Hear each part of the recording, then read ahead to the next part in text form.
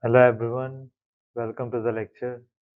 I am Dr. Vikrant Yadav, Assistant Professor of Mathematics at SR University, Warangal. In this video, we are going to start an important topic in linear algebra, that is, system of linear equations. Now, don't worry if this sounds complicated. I'll explain everything in a very simple and intuitive way, just like we do in a classroom. By the end of this lecture, you will clearly understand what a system of equations is, how do we represent it, and how to solve it step by step. So make sure you watch the video till the end, and let's get started. Before we begin, let me quickly walk you through what we are going to cover in this session. First, we will build a strong conceptual foundation. We will start with what exactly a system of linear equations, understanding the idea in a very simple way. Then we will move to the matrix form, that is Ax equals to B, which is extremely important for solving systems efficiently. After that, we will discuss the types of solutions, whether a system has a unique solution, no solution, or infinitely many solutions. Then we will also understand the geometric interpretation, which will help you visualize the concepts like how lines or planes intersect. Finally, we will go through an overview of the solution methods so you know different ways to approach the problems. Then there is part 2, which involves solved examples. We will first solve we will solve a variety of problems step by step. First, a 2 cross 2 system with a unique solution. Then, a case where there is no solution, also called an inconsistent system. Next, a system for with infinitely many solutions. After that, we will solve a 3 cross 3 full rank system, which is very important for exams. And finally, we will look at a system involving a parameter with, which helps in deeper understanding. So, by the end of this lecture, you will be able to understand, you will not only understand the theory, but also feel confident in solving any type of system of linear equations. Now, let us understand the most fundamental question, that is, what is a system of linear equations? A system of linear equations is basically a collection of multiple linear equations involving multiple variables. So here we have m linear equations in n unknowns. Its structure is coefficients aij, that is a11, a21, these are coefficients. Structure is coefficient into variables, coefficient into variables, coefficient into variables equals to constant. Okay, so overall we are dealing with a group of equations like first equation, second equation, then third equation, and so on till m equations. We are having here up to m equations. So you can think of this think of it like this. Instead of solving one equation, we are solving many equations together at the same time. Now, what do you mean by the solution of a system of linear equations? A solution is basically a set of values of variables that satisfies all equations simultaneously. That satisfies all equations simultaneously. So now Let me ask you, if a value satisfies only one equation but not the others, can it be a solution then? The answer is no, because a system must satisfy, a solution must satisfy every equation in the system. Now, let us quickly understand some important terms. That is, first one is Aij. These are called coefficients or numbers multiplying variables. For example, in this equation, I am having these as the coefficients a1, 1, a1, 2, a1n. Similarly, in second equation, I am having coefficients are a21, a22, like a2n, right? Now, what are bi? These are the constants that is on the right hand side of the equation. This b1, b2 till bm are constants. And then xj, these are the unknowns or the variables. Okay. Then now two important concepts are there. One is a system is consistent, or second one is a system is inconsistent. Actually, if the solution, at least one solution exists for any system, then that system becomes consistent. If no solution exists, then it becomes inconsistent. Okay. Now think like this: consistent system is solvable, means we can find the solution of that system. But a system which is having no solution or is inconsistent or it is contradictory, okay, we cannot find the solution for that. Now let us take a very simple example to understand this, what is a system of linear equations. And okay, the first equation is 2x plus y equal to 5. Second equation is x minus y equal to 1. If you solve that, then to solve that we will just add both equations. Okay, after adding these two equations, I'll be getting 3x equal to 6, and this will give me x equal to 2. So substituting this value of x equal to 2 in first or second equation, I'll get y equal to 1. Okay, so the solution is the pair x comma y that is equal to 2 comma 1. Now you should notice here something very important. This pair 2 comma 1, that is pair x comma y, satisfies both equations simultaneously. That is why it is a valid solution.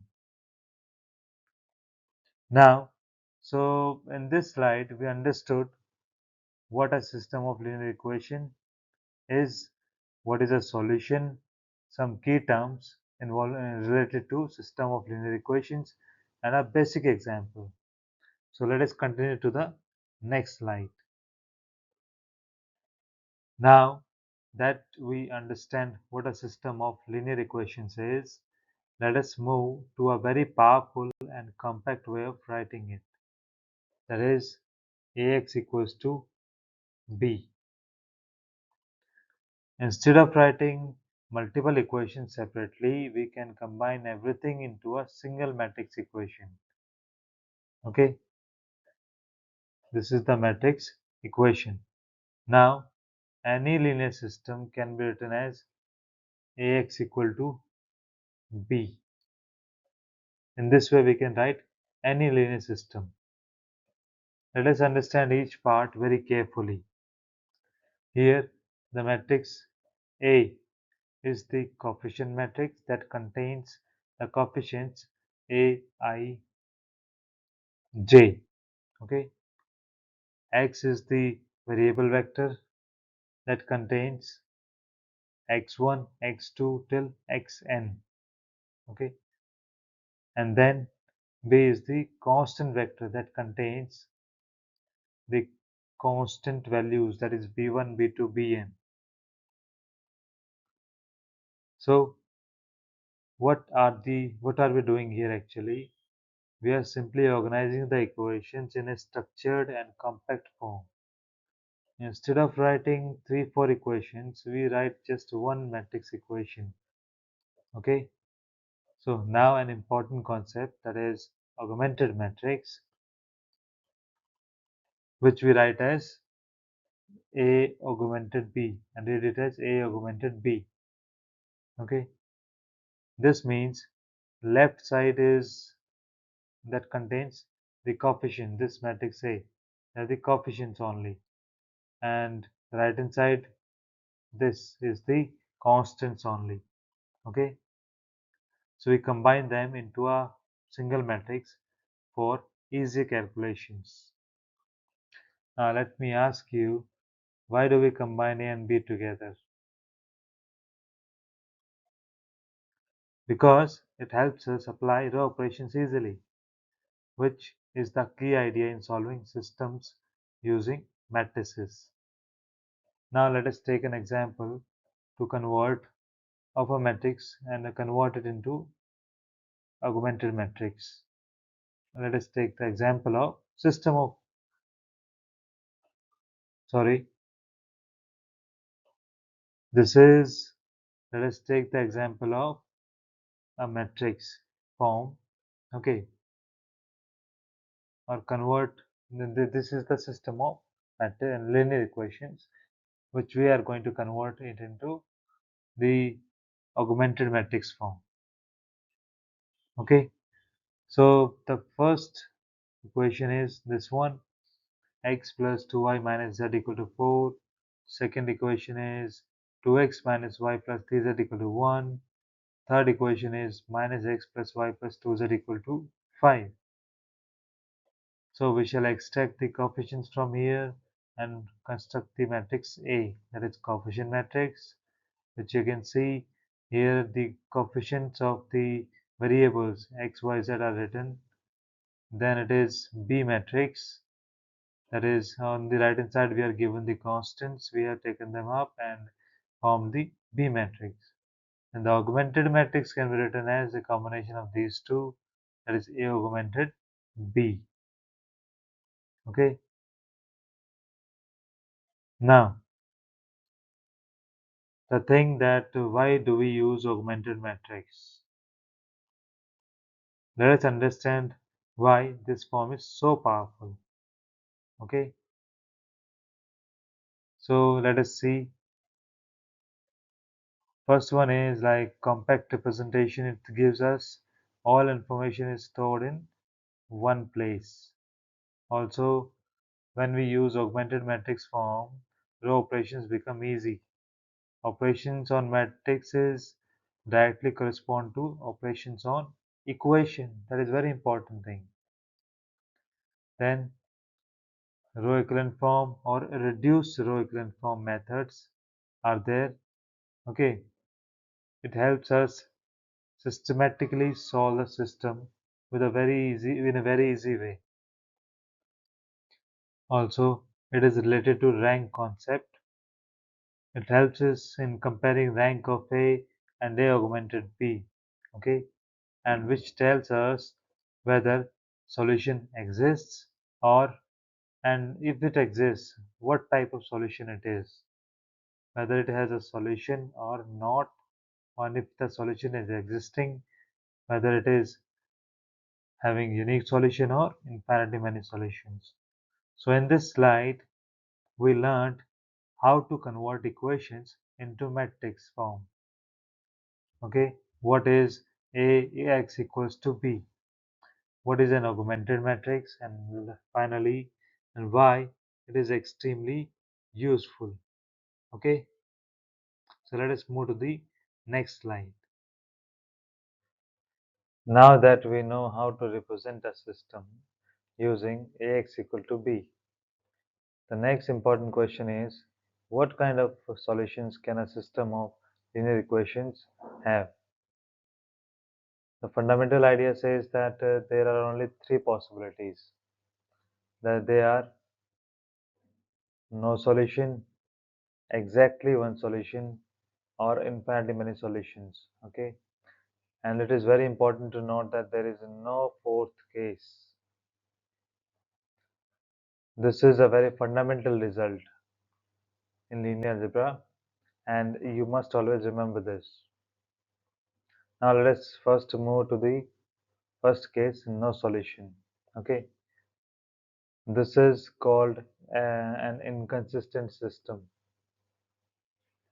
The condition here is rank of A is less than rank of A augmented B. What does that mean actually? It means that the equations are contradicting each other.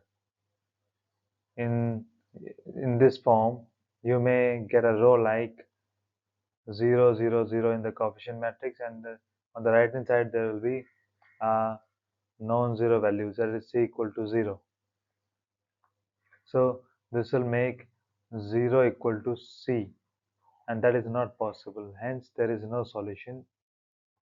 Geometrically, the lines or planes never intersect. Okay, it means that two lines or planes that we are dealing with, two or more lines, they never intersect or never meet. For example, consider the equations x plus y and x plus equal to 2 and x plus y equal to 5. These are two parallel lines which never meet. Okay, so let me ask you something. Can parallel lines ever intersect? The answer is no. Okay, so there is no solution. Now let us move to the case 2, that is unique solution. This is the best case, which is having exactly one solution. That means you can say that a solution exists and the system is consistent or full rank.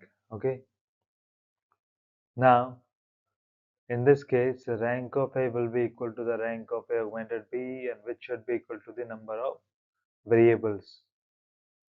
Okay, every variable is a pivot variable. Then there are no free variables. No free variables exist here. Okay,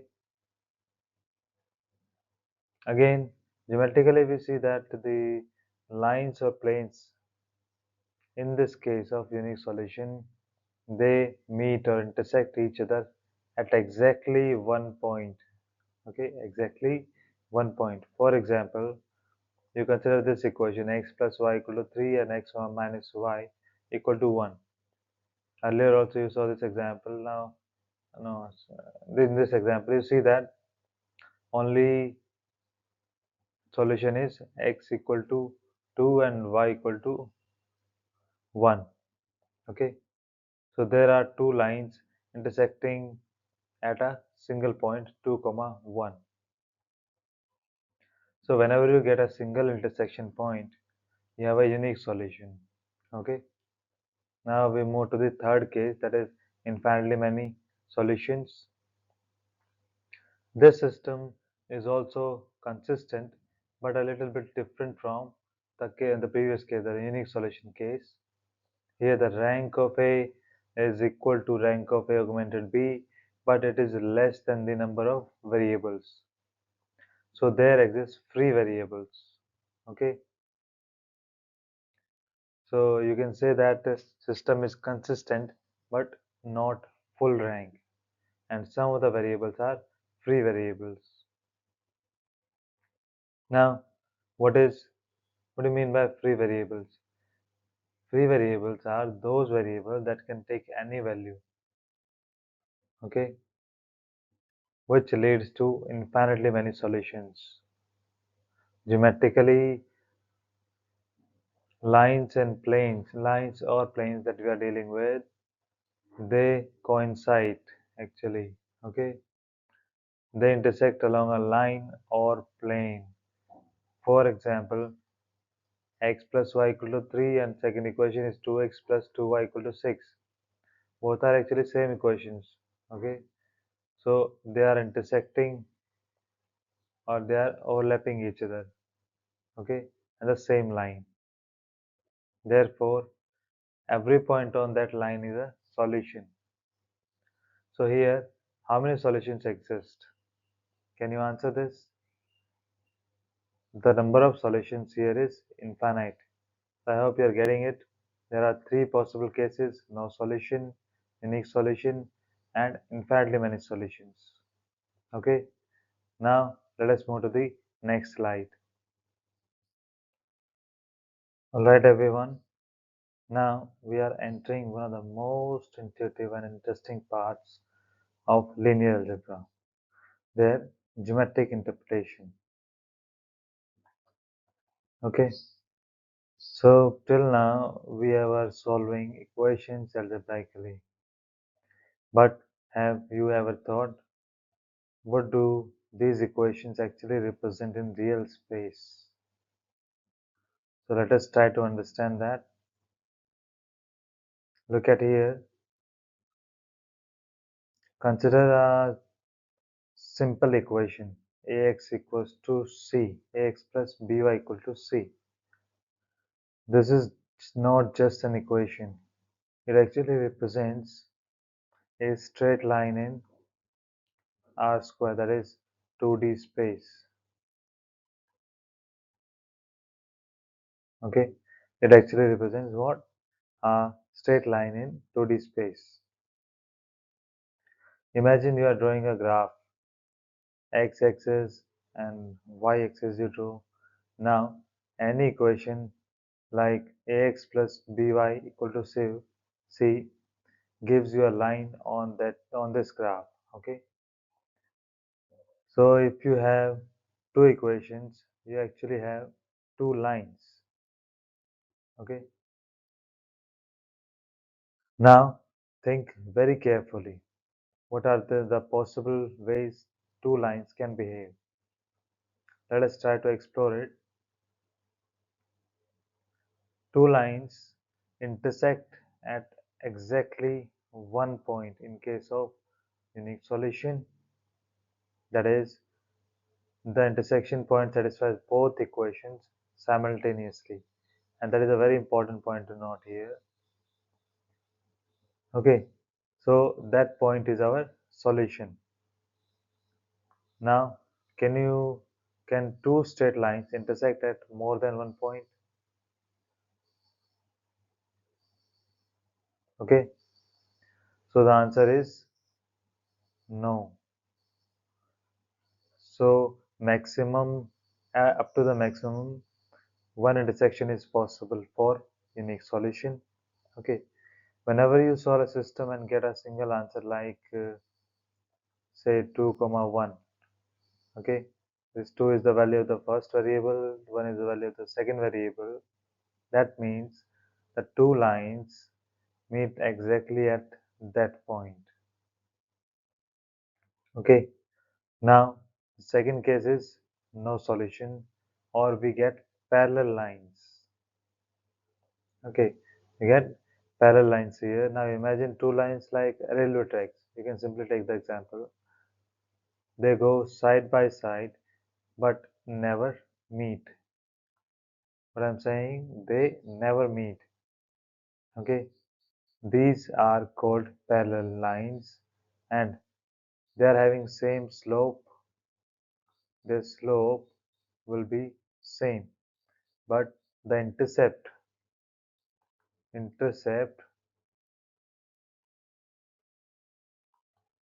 will be different. Okay, so there is no intersection between two parallel lines and there is no common solution or the no common point that satisfies both the equations. So that is why the system is inconsistent. Okay, now can you force parallel lines to meet? Actually no. So there is no solution. Now third case is when we have infinitely many solutions or lines are overlapping each other, or you can say they are identical. Okay, So in this case, you can also say that if these two lines are representing the two given equations will be representing the same line. Okay. For example, if you take x plus y equal to 3 and 2x plus 2y equal to 6. So these two equations are representing the same line. Okay. So actually second equation is twice of the first one. So both are actually the same lines. Okay, the key idea here is basically just every point on that line satisfies both equations. Correct? So we get infinitely many solutions. Now how many points are there on a line? Can you tell me? Actually on a line there are infinitely many points. Okay? There are infinitely many points. So in this case we'll be having infinite number of solutions or points which will be satisfying both the equations which are actually the same. Now let us move from 2D to 3D. Okay, so you will be having equations of the type ax plus by plus cz equal to d, which represents a plane in 3D space. 3D means r cube, that's r3 or r cube. Okay, think of floor or a wall or a table surface. All are examples of plane, or even you are seeing this laptop or just your mobile, that surface is plane only. Okay, the screen of your laptop or your mobile or this wall, floor or table surface, all are planes. Okay, now if we have three equations, we have, that means let me consider three equations, that is three planes I am considering. Now what can happen here actually? Okay, when can three planes intersect and in how many ways they can intersect? Actually in case of unique solution, all three planes intersect at a single point. That point is the solution, and that will be of the type, say, example 1.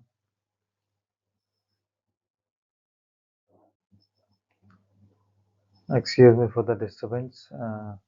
Now let me take the example where the planes intersect at a single point. The solution will be of the type, say, for example 1, 2, 3.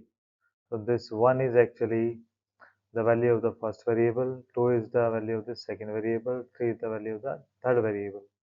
Okay, and that is the point of intersection of all the three planes, and it is a unique solution as it satisfies all the three equation of the all the three planes.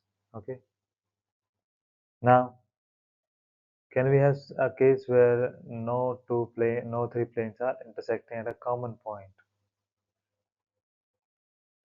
Okay, or you can simply say that planes do not share a common intersection.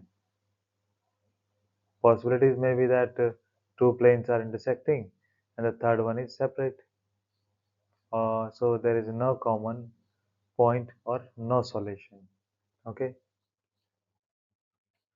Then there is the case of infinitely many solutions where planes intersect in a line or planes overlap completely. So solutions is no longer just a point. It can be a plane line or entire plane as well. Okay, geometrically you can imagine like two planes are there, x plus y plus z equal to 1, and then again 2x plus 2y plus 2z equal to 2 is the second plane. Then third can be 4x plus 4y plus 4z equal to 4. So these three planes are actually same. Equations may look like different, but they are actually same. So they are having infinitely many solutions because they overlap each other, like because they are actually the same plane, right?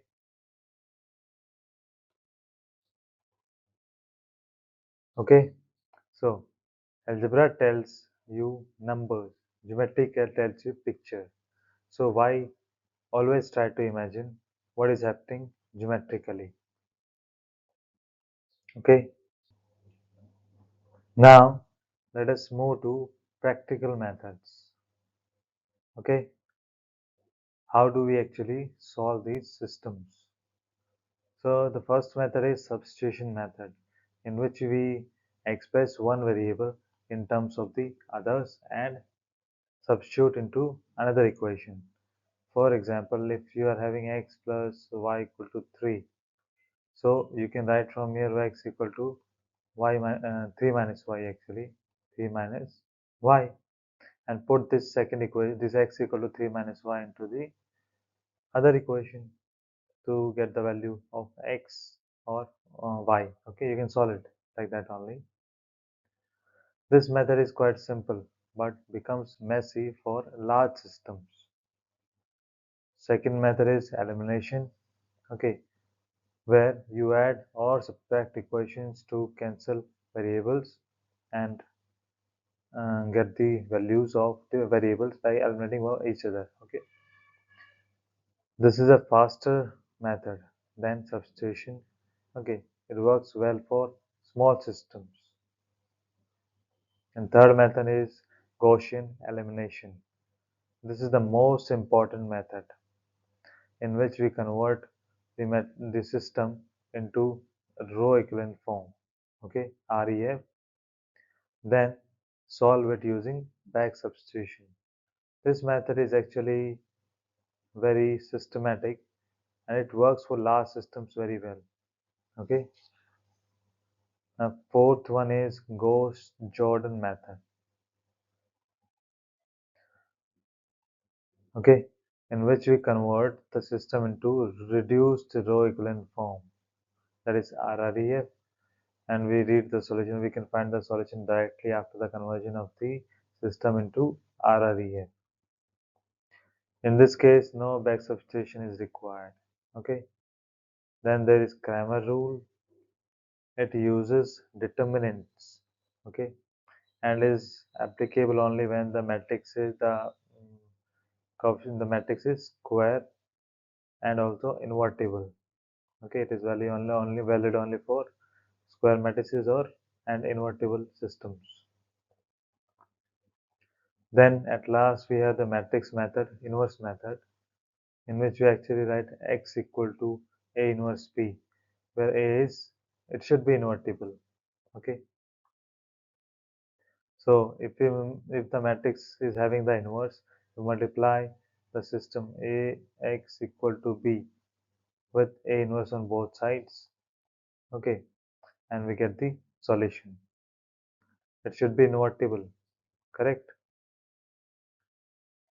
So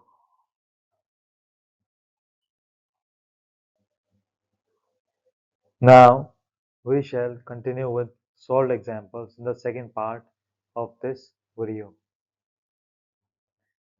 If you found this video helpful, don't forget to like, share and subscribe to the channel.